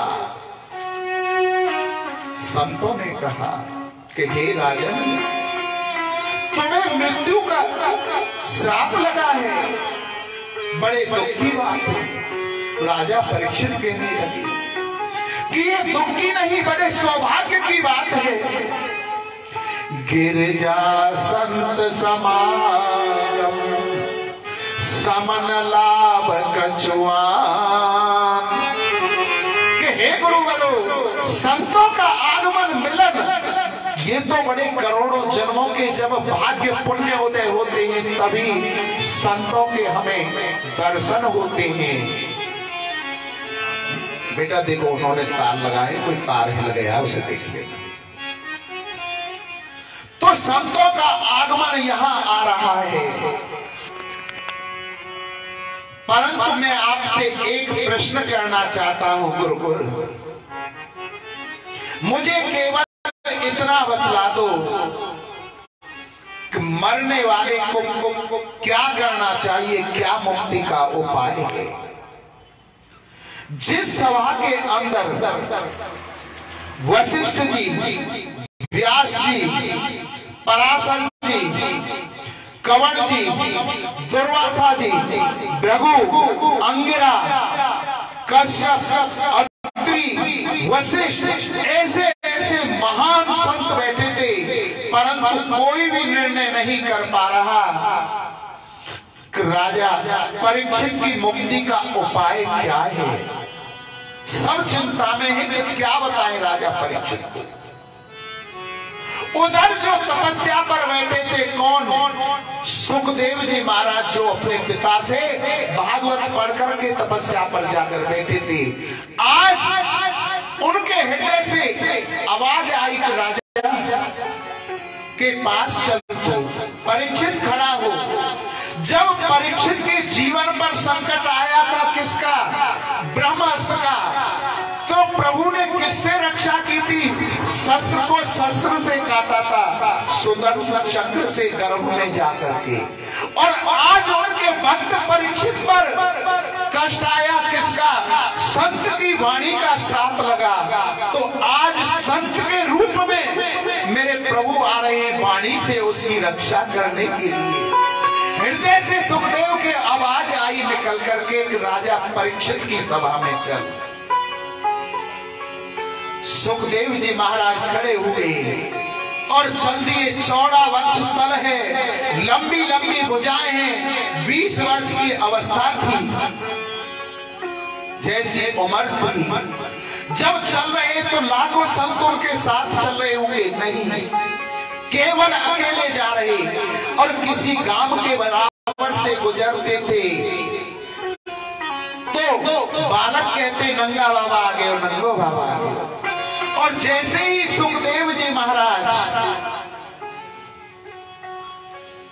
राजा परीक्षित की सभा में पहुंचते हैं तो सब संत महात्मा खड़े हो गए कि राजन, तेरी मुक्ति का उपाय आ गया है। आज गंगा उल्टी बही है, प्यासा कुएं के पास नहीं गया है, कुआं प्यासे के पास उठ करके आया है। गंगा उल्टी बहकर तेरे पास आई है राजन, तेरी मुक्ति का उपाय हो गया। आज सुखदेव जी महाराज का राजा परीक्षित ने पूजन किया। हर की कथा सुनाने वाले तुमको लाखों प्रणाम, तुमको लाखों प्रणाम।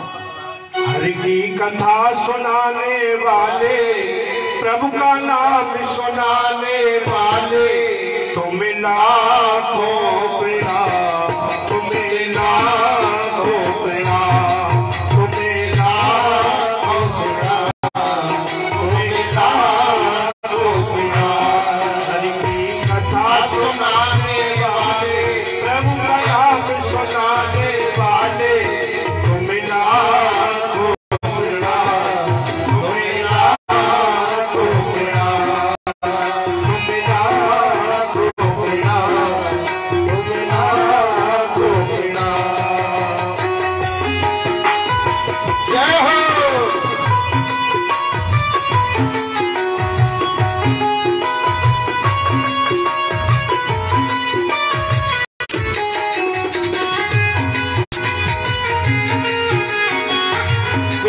जी महाराज की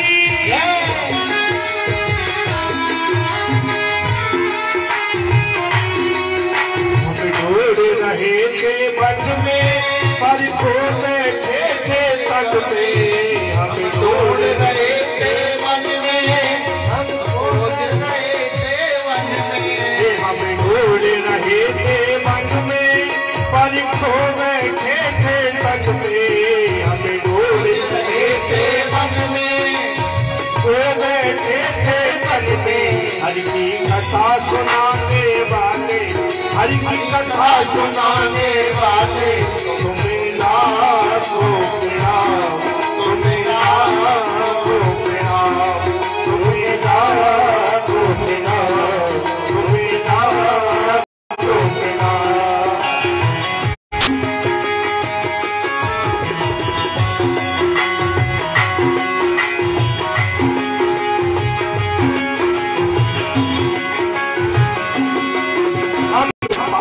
तेरा क्या पावे बस शीश झुका यही गावे।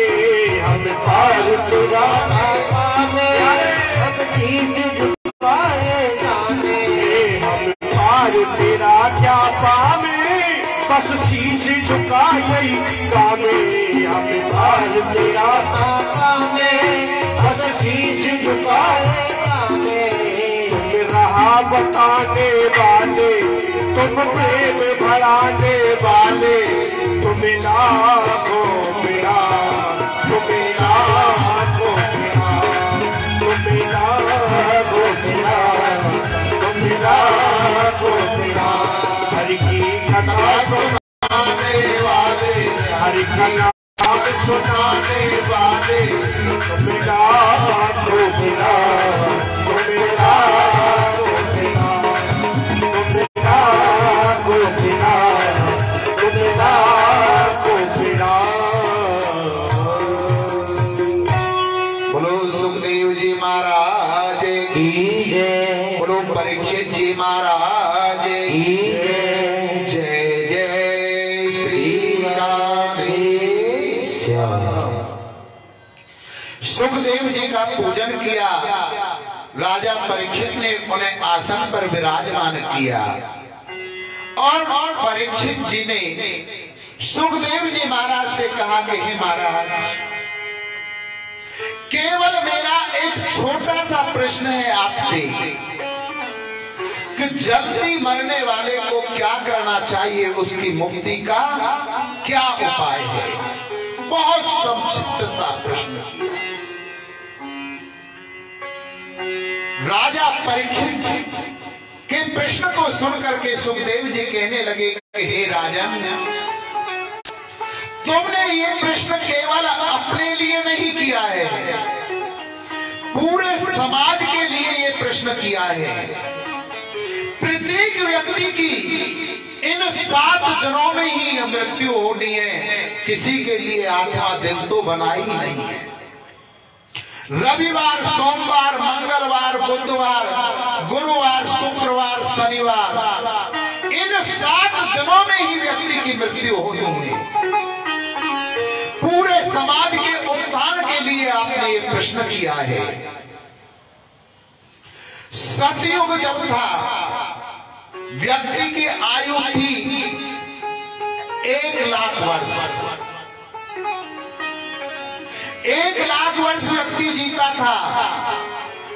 उसके बाद में आया द्वापर,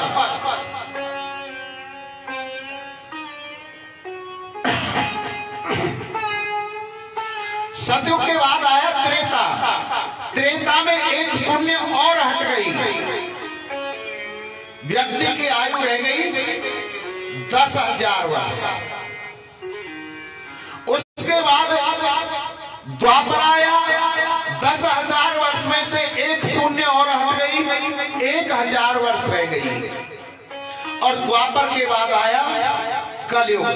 कलयुग में 1 शून्य 1,000 में से और हट गई, कितनी आयु रह गई? 100 वर्ष।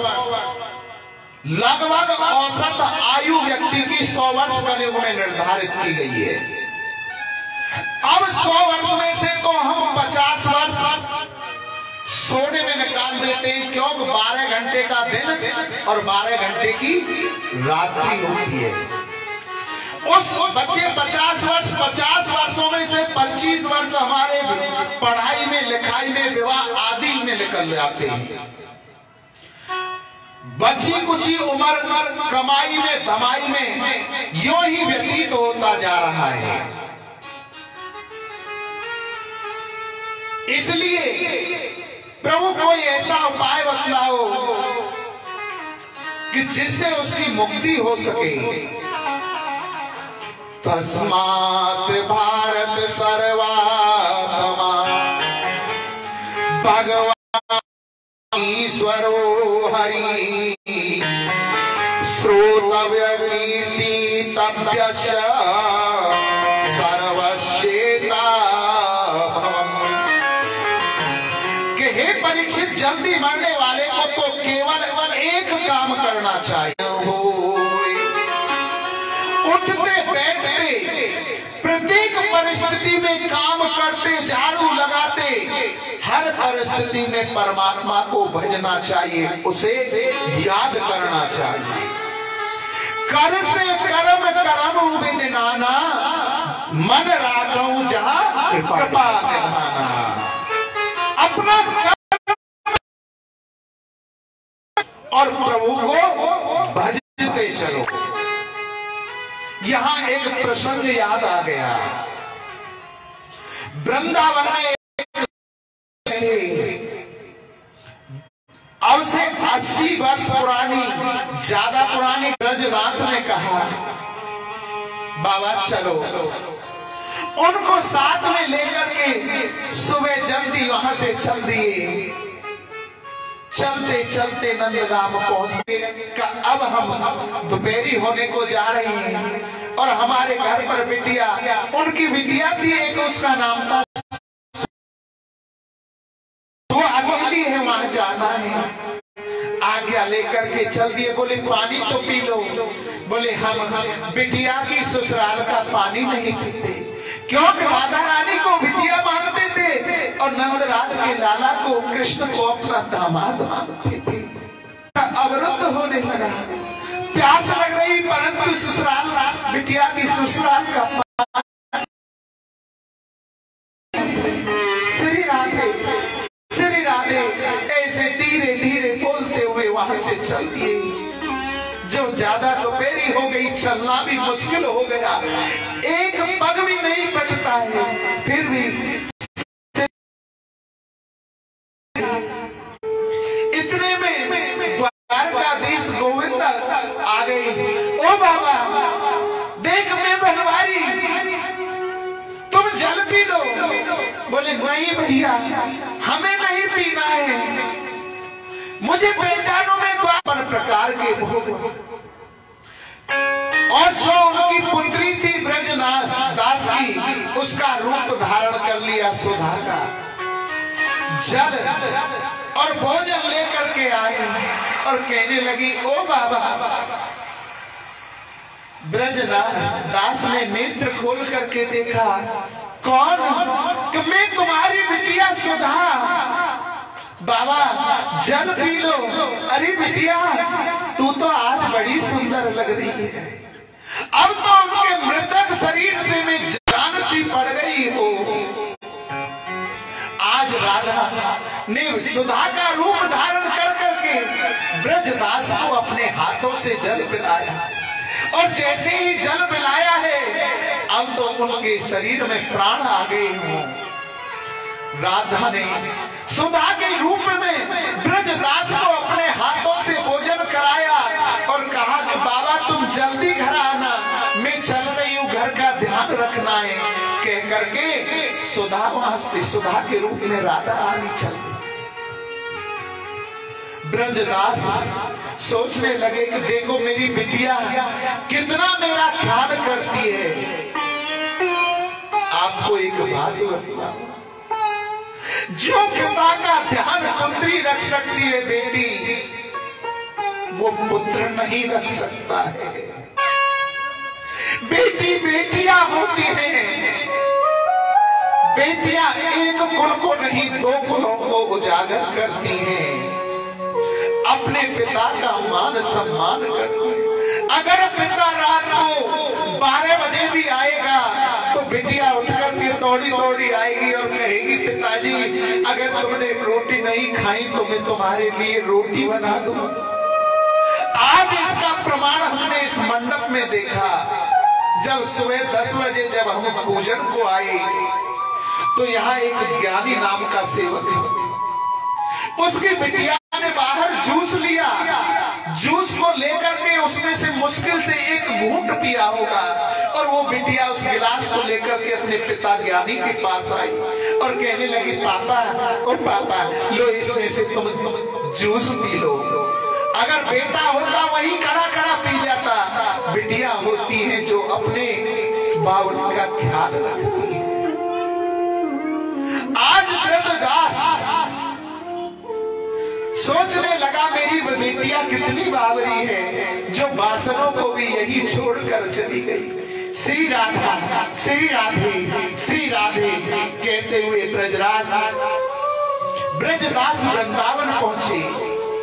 जाकर के दरवाजा खटखटाया, वो बिटिया सुधा देख तू बासनों को वहां छोड़ करके आ गई। बोली बाबा कहाँ के बासन, कैसे बासन में तो कहीं नहीं गई। बोले तू कहीं नहीं गई है तो वहां जाकर के मुझे भोजन कौन खिला करके आया, पानी कौन खिला करके आया, और देखिए बासन। बोले बाबा तुम इन बासनों को देखो, ये बासन सोने चांदी के हैं और हमारे घर में तुम कांसे के, पीतल के, एल्युमिनियम के बर्तन हैं। आज ब्रजदास को ज्ञात हो गया कि वो स्वयं मेरी बिटिया, जिसे मैं राधा रानी को बिटिया मानता हूं ना, आज मुझे वही भोजन करा करके गई है और पहले जो आया था वो बनवारी था। आज ब्रजदास गाने लगे, सोने बरसाने वाली गुलाम तेरो बनवारी। अरे सोने बरसाने वाली गुलाम तेरो बनवारी।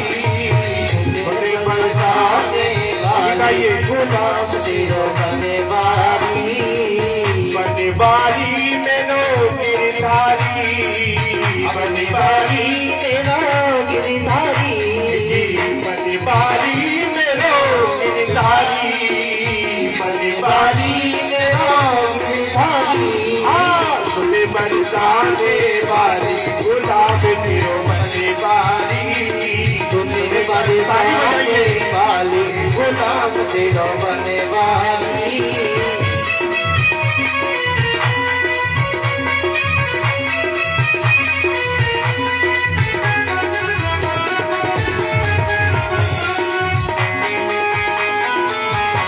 ताली बजाएंगे, आनंद आएगा। जय हो। तेरी पायलिया पे बाजे मुरलिया, तेरी पायलिया पे बाजे मुरलिया, बाजे मुरलिया देखो बाजे मुरलिया, बाजे मुरलिया देखो बाजे मुरलिया। तेरी पायलिया पे बाजे मुरलिया, तेरी पायलिया पे बाजे मुरलिया। हमें छमना गिरे धारी, हम सभी नाच गिरे धारी। गुलाब तेरो बनवारी। सुने बरसाने वाली गुलाब तेरो बनवारी। बनवारी मेरो गिरधारी, बनवारी तेरो गिरधारी। बनवारी मेरो गिरधारी, बनवारी तेरो गिरधारी। सुने बरसाने वाली गुलाब तेरो बनवारी। सुने बरसाने वाली गुलाब तेरो बनवारी।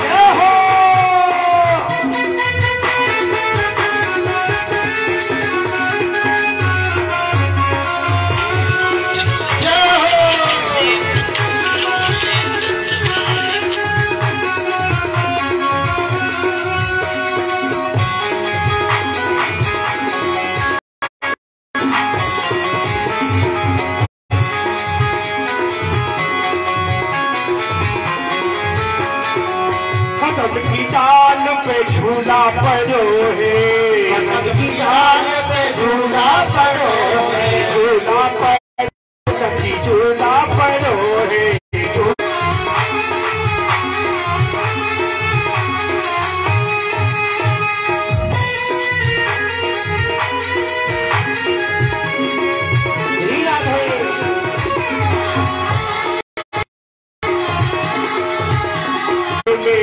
बरसाने की कुछ गलियत में, बरसाने की कुछ गलियत, अरे कुछ गलियत में देखो कुछ गलियत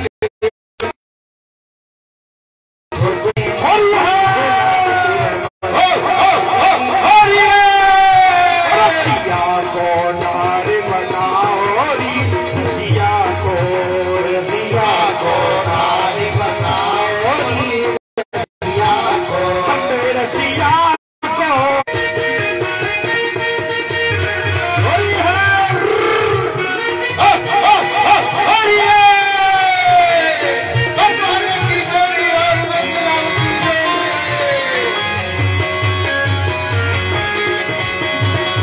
बिंदिया लाल लगा हो यमी बिंदिया, यमी बिंदिया लाल लगा हो यमी बिंदिया, रसिया को नार बनाओ री, रसिया को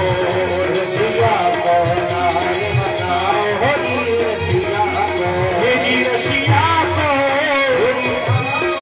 ये जी रसिया को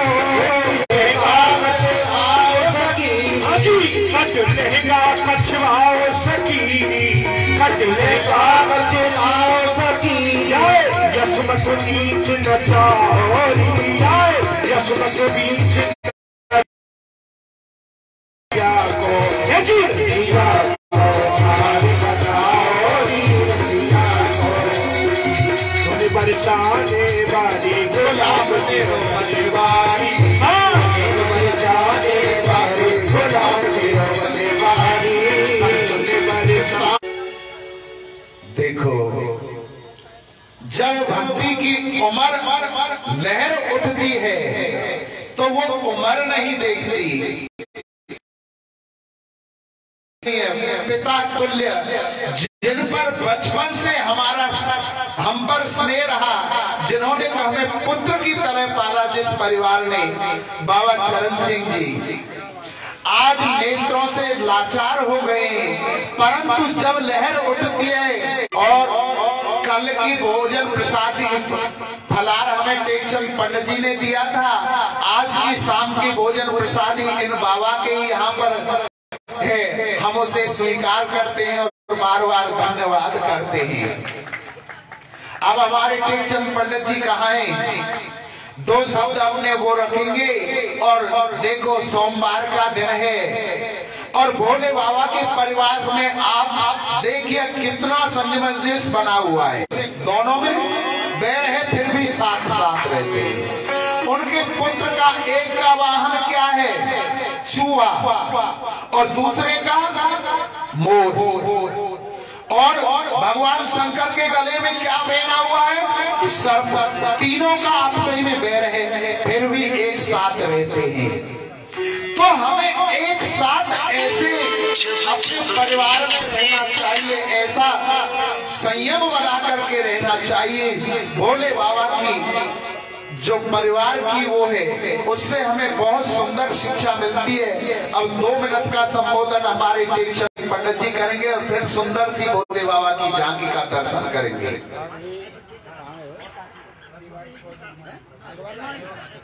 अरे मैं आप मायक चलिए पंडित जी के।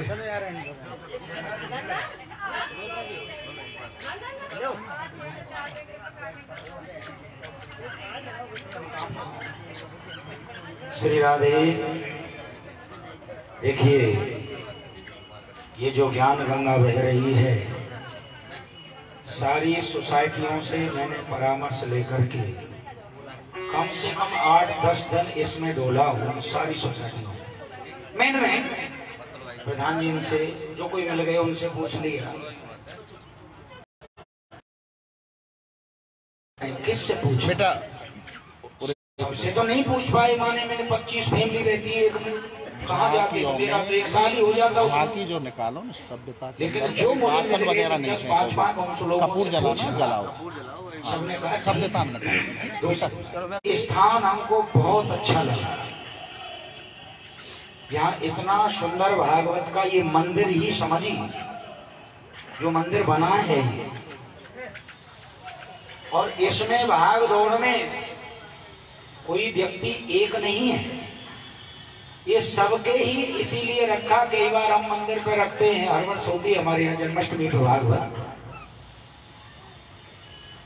तो लोग ये कहते थे कि पंडित जी दूर है मंदिर, और अब यहाँ बिल्कुल सोसाइटियों के बीच में है, गेट के पास में। अब भी कहें कि दूर है तो भैया बिल्कुल घर घरों में तो सुनाने नहीं जाया जा सकता। ऐसा तो नहीं हो सकता है आज इस नंबर में, ऐसा तो नहीं होगा। क्यों रखा? या 5-7 सोसाइटी जुड़ी हैं, सब अपना आओ, नजदीक है। इतने के बावजूद भी आप नहीं आ सकते, कोई बात नहीं, जो आए वो भी अच्छे हैं, नहीं आए वो भी अच्छे हैं, किसी को काहे को गलत बोलेंगे। और यही लक्ष्य लेकर के चले। जैन साहब से हमने पूछा, उनके और भी हैं 10-5 जो इसमें मेंबर हैं, जो इस सोसाइटी के। हमने कहा ये जगह हमको अच्छी लगी है, इसमें भागवत रख दें। ठीक है पंडित जी, अब इसमें जैन जो बना रहे हैं वही रहेंगे, या और हम जैसे तुम तेजी से चल रहा था और यही के रोक दिए, सब लेबर सुमसाम। क्यों? करो जी, जो हमसे बनेगा हम करेंगे, और सबसे करेंगे वो आप करते ही रहेंगे। तो ये भी एक दिल होता है, अपने काम को कौन छोड़ेगा?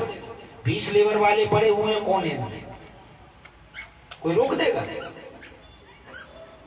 तो तात्पर्य मेरा इस चीज का, मैं कई सोसाइटियों में अभी भी चक्कर मार के चौकीदारों से पूछा, भैया यहाँ से कोई गया है? कोई नहीं पंडित जी, सो रहे हैं। सोने क्यों? कोई सड़क पे गरीब सो रहा था, ठिठुर रहा था, गरीब, कहीं भी लगा लो आप। कोई आया अच्छा आदमी, अपनी शॉल उतार के उस पे उड़ा गया, और वो कह रहा है सोता ही हुआ, तुम ऐसे ही करते रहो, तुम ऐसे ही करते रहो। एक थोड़ी देर बाद में कोई आया, उसे खींच ले गया, उससे कह रहा है वो तुम ऐसे ही करते, तुम खींचते ही रहो दुनिया पे से। बात वही है।